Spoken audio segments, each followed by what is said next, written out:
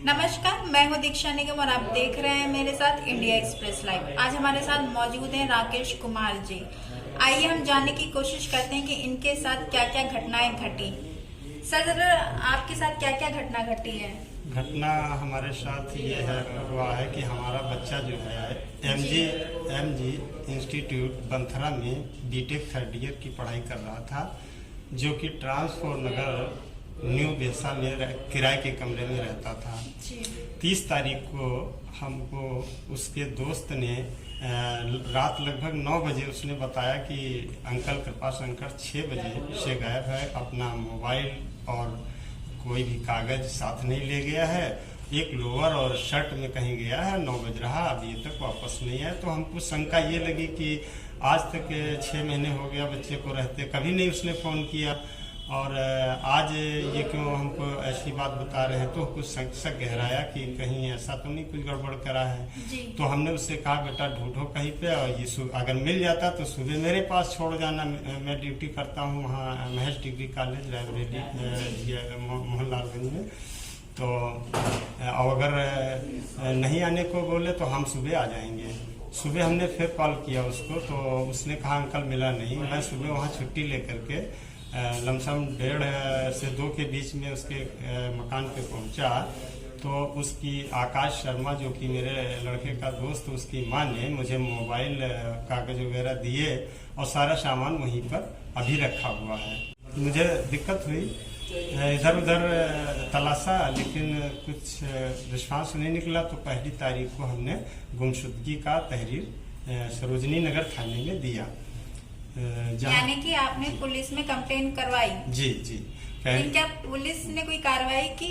नहीं, तो पुलिस ने हमारे साथ कोई रिस्पांस नहीं दिया। पेपर के माध्यम से मुझे 5 तारीख को शाम 5 बजे अवध चौराहे पे पता लगा कि मैं ढूंढ रहा था बच्चे को, तो अवध चौराहे पे किसी ने कटिंग भेजी कि एक लावारिस लाश मल्लावा हरदोई में मिली हुई है। तो मैंने उसका फोटो मल्लावा थाने से किसी माध्यम से मंगवाया, तब देखा मेरा बच्चा था। मैं दौड़ करके 5। तो आपका बच्चा जब मिला तो किस अवस्था में मिला? दरअसल में उसमें दिखाया गया था कि ये रस्सी के सहारे लटका हुआ मिला है। अच्छा जी। तो शाम को बच्चा 6 बजे यहाँ से जाता है, कह रहे हैं वो बताने वाले ने बताया 6 बजे यहाँ से दूरी 120 किलोमीटर, बच्चे के पास कोई मोबाइल नहीं, कैसे पहुँच जाएगा। तो मुझे शक गहराया। तो मैं शाम को वहाँ थाने पे जाता हूँ। थाने वालों ने पहले तो कहा मैंने बॉडी को जला दिया है। फिर उसके बाद में एक सांसद जी अंजू बाला जी हैं, माननीय अंजू बाला जी, उन्होंने फ़ोन किया, यशोर से बात करी तो कहा कि ठीक है मैडम, मैं बॉडी इन लोगों को कल 10 बजे दूंगा। दूसरे दिन मैं सुबह फिर थाने पर पहुंचा तो वो लोग हमको हरदोई लेकर के गए और डीएम प्रक्रिया 3 दिन चलाते रहे। 3 दिन तक मेरा घर परिवार नाते रिश्तेदार 50-60 आदमी वहाँ पे हरदोई में पड़े रहे। तब जाकर के मुझे 8 तारीख को बॉडी खुदी और 9 को उसको दोबारा पोस्टमार्टम हुआ, और दोबारा पोस्टमार्टम कराने के बाद में फिर उन्होंने 9 को हमको बॉडी सौंपी। 10-11 में हमने अंतिम संस्कार करके 12 को यहाँ लखनऊ पहुँच, 13 को हमने फिर एप्लीकेशन थाने में दिया। मतलब कि पुलिस की तरफ से अभी भी कोई कार्रवाई नहीं की जा रही है? 13 को हमने जो एप्लीकेशन दिया तो हमने कहा सर इसकी रिसीविंग हमको दे दो। वो लोग कौन थे आप बता सकते हैं? जी, पहले तो यहाँ गुमशुदगी में श्री महेश पाठक जी, यहाँ ट्रांसपोर्ट चौकी के इंचार्ज जी, उनको तहरीर देने आया तो उन्होंने डाटा भी, कहा कि यहाँ नहीं यार, वहाँ चले जाओ, थाने पे चले जाओ, वहाँ गुमशुदगी दर्ज कराओ, हम देख लेंगे तुम्हारे बेटे को कहाँ है। तो अब ज़्यादा इस मामले में कभी पड़े नहीं थे। अब मुझे दुख हुआ, इतना बड़ा दुख है कि 13 तारीख को एप्लीकेशन हमने दी, मैंने रिसीविंग मांगी, रिसीविंग नहीं दी उन लोगों ने। और आज अभी कल हमने 19 तारीख को उन एसओ साहब को फ़ोन लगाया कि सर हमारे बच्चे का क्या हुआ। आज 19 दिन हमारा बच्चा गायब हुए हो गया है। और 19 दिन। वहाँ के एसओ साहब कौन है? वहाँ के एसओ साहब मुझे लगता है महेंद्र सिंह ऐसे कुछ नाम करके हैं। यह सरोजनी नगर एसओ साहब जो हैं जी, उनसे हमने कल बात करी थी।